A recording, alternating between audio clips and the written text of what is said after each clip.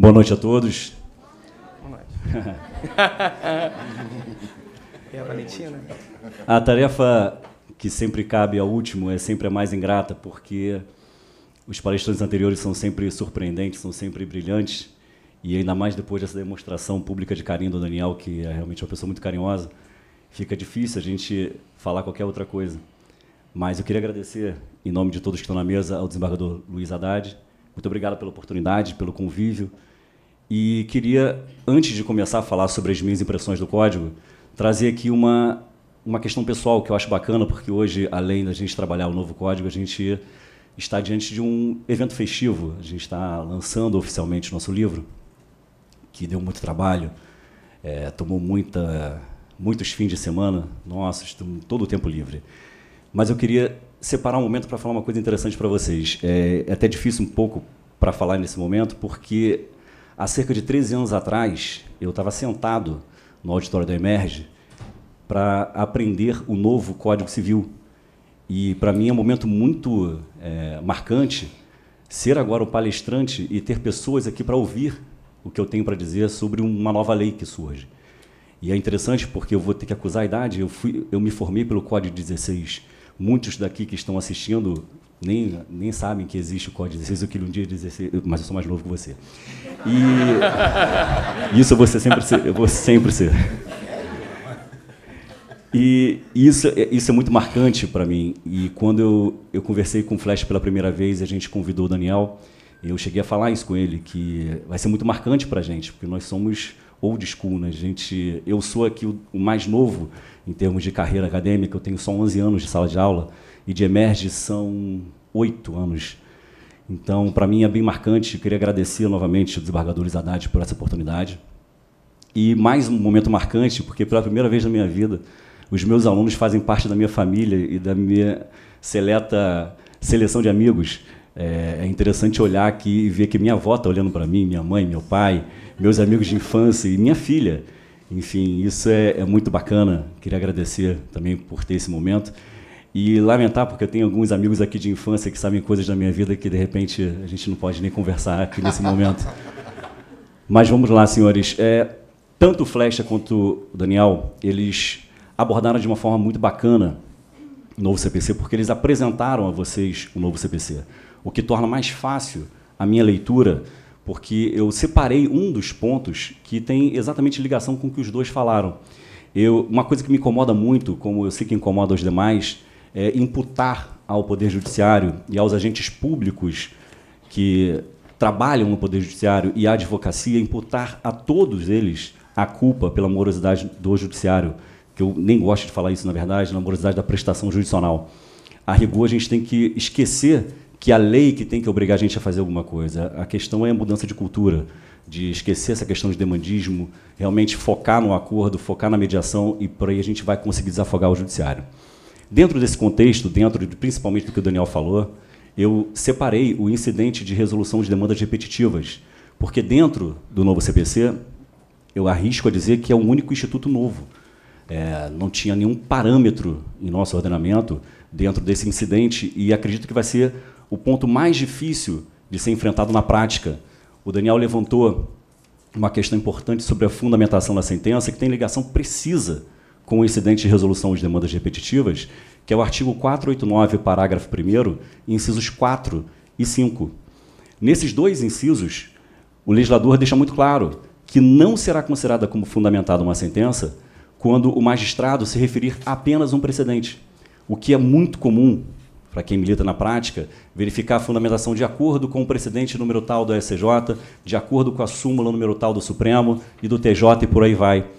E os magistrados não se preocupam, e eu faço meia-culpa, alguns membros também do Ministério Público fazem o mesmo, só se referem a uma súmula ou a um precedente e não se preocupam em destrinchar por que aquele precedente é aplicável. Eles se limitam a simplesmente colocar em negrito, ainda colocam entre parênteses grifos nossos, para dizer que aquele ponto se aplica. O interessante é facilitar a dialética. É você trabalhar a ideia de fundamentar o seu parecer, de fundamentar a sua tese e de fundamentar a sua decisão. E, nesse contexto, é muito importante o incidente de resolução de demandas repetitivas, porque um dos pontos que mais assola o judiciário é os litígios em massa. E esse incidente ele veio para tratar desse ponto. E ele funciona da seguinte forma, está previsto lá no artigo 976 do novo CPC. Ele funciona assim: se uma das partes verificar que uma tese jurídica que foi ventilada, ou por ela, ou pela parte adversa, precisa de alguma solução definitiva e que isso repercute em outras demandas, sejam individuais ou coletivas, ela pode suscitar perante a presidência do tribunal o incidente de resolução. Só que esse incidente, é aí que vem a grande questão polêmica e de difícil aplicação, esse incidente ele só pode valer para a matéria de direito. A matéria de fato, ela fica relegada ao oblívio para fins de julgamento desse incidente. Você vai focar sempre na tese jurídica.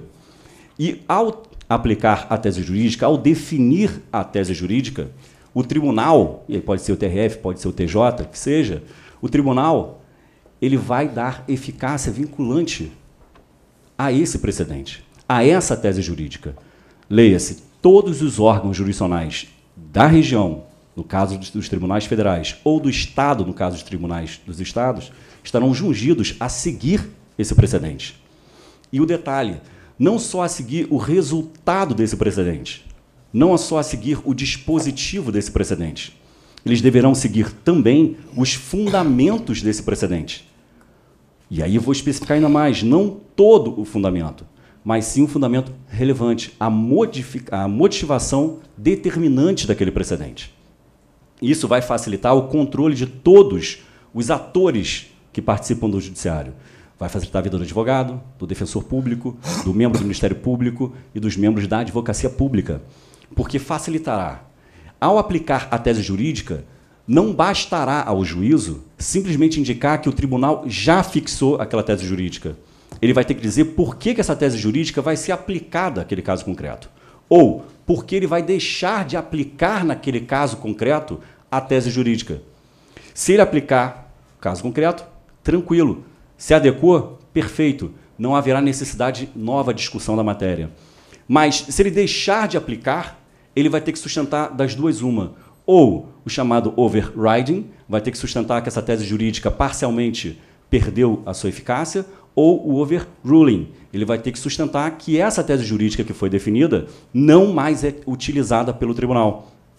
E o legislador, atento a isso, deixa muito claro que é possível essa revisão da tese. Então, aqueles grandes defensores tradicionais de que não pode ter fixação de tese jurídica, porque isso vai engessar a prestação jurisdicional, eles se equivocam na premissa, porque ao fixar a tese jurídica, ao reverso, você vai se sentir constrangido em litigar em sentido contrário a essa tese jurídica enquanto ela não for revista. Então, ao invés de promover uma demanda própria, vai ser interessante você promover e provocar o judiciário para que ele reveja essa tese. Outro detalhe importante a respeito desse incidente é que, ao admitir esse incidente, o tribunal tem um prazo próprio de 1 ano para solucionar o incidente. Vai ter que, dentro de 1 ano, fixar a tese jurídica. Esse 1 ano pode ser prorrogado, o legislador permite essa prorrogação, e ao admitir ainda esse incidente, eu até já cheguei a comentar isso com o Flecha, que o tribunal ele vai suspender todos os processos que versarem sobre essa tese jurídica. E o detalhe é, essa suspensão valerá até a decisão definitiva do incidente. Então, todos os processos ficarão suspensos, sejam eles individuais ou coletivos. Então, você vai selecionar uma demanda paradigma e, com base nessa demanda, vai ser fixada a tese jurídica que valerá para todas as demais. Com isso, você consegue combater os litígios de massa. Imagine uma questão envolvendo prestadores de serviços públicos, alguém aqui algum dia já trabalhou com isso, já foi vítima ou já visualizou essa situação. Se for aplicada uma tese jurídica numa questão de prestadores de serviços públicos, essa prestadora não adianta mais fazer aquelas contestações genéricas, change the names, que você só muda o nome ali e protocoliza. Não vai adiantar, porque a tese jurídica já vai ser aplicada diretamente. E o detalhe mais importante, dentro dessa questão dos litígios em massa, caso tenha sido fixada a tese jurídica e a parte promova uma demanda sobre a mesma tese, ela pode ser julgada liminarmente improcedente, caso seja contrária à tese que foi fixada. E, por fim, dentro dessa desse combate aos litígios de massa, o legislador previu ainda a suspensão em todo o território nacional. Então, a gente pode ter uma situação bem interessante, que é de um tribunal, por exemplo, o Tribunal de Justiça do Rio, suspender todos os processos no país que versarem sobre a mesma tese jurídica, desde que esteja comprovado que esses litígios eles estão espraiados por todo o nosso território. E aí vem um detalhe que pouca gente esquece. Esse ponto da suspensão em todo o território nacional, ele não é totalmente novo em nosso ordenamento, porque o STJ, no recurso especial 1110-549 do Rio Grande do Sul, já entendeu ser possível a um juiz, de ofício, suspender todas as demandas que versarem sobre a mesma causa de pedir de uma determinada ação coletiva. Então, nesse recurso especial 1110-549, o STJ já começou a usar uma das principais, se não a principal, consequência desse incidente, mas sem, obviamente, referir-se a ele, porque ele ainda não existia juridicamente em nosso ordenamento.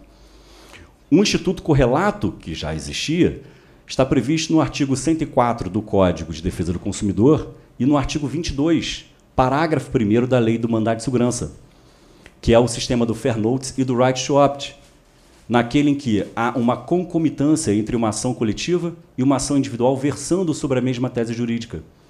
Só que qual é a peculiaridade que difere desse incidente que a gente enfrenta nesse momento? Nesse sistema do Fair Notice e do Right to Opt, o autor da ação individual ele vai ser formalmente cientificado nos autos dessa ação individual para, no prazo decadencial de 30 dias, exercer um direito de opção. Ele pode optar por prosseguir com a sua demanda individual, caso em que não será atingido pelo resultado do processo coletivo, ou ele pode optar pela suspensão da sua demanda individual para aguardar o resultado do processo coletivo, que só atingirá sua esfera jurídica se for benéfico. Por fim, um outro ponto interessante que o legislador trouxe é a possibilidade da realização de audiência pública, que é de uma importância salutar, na medida em que a participação da população diretamente afetada pela tese jurídica vai ser mais efetiva. O tribunal pode convocar membros da organização da sociedade civil ou qualquer membro que tenha representatividade e, com isso, debater qual será a tese jurídica mais adequada para aquele caso concreto e para aquela região, para aquele estado. O que vai facilitar, na minha visão, os interesses regionais, porque muita gente trabalha só com o Rio de Janeiro, trabalha no sentido de mentalidade, só trabalha com o Rio de Janeiro. Esquece que na região norte existem comarcas que distam de barco 3 dias da capital. Então, vejam, você tem que trabalhar com os aspectos regionais. Nós vivemos num país continental. Bom, essas são as impressões do incidente de resolução de demandas repetitivas. Também não quero aqui me alongar para que a gente possa confraternizar com todos que aqui estão presentes. Pela atenção de todos e pela presença, eu agradeço. Muito obrigado. Uma boa noite a todos.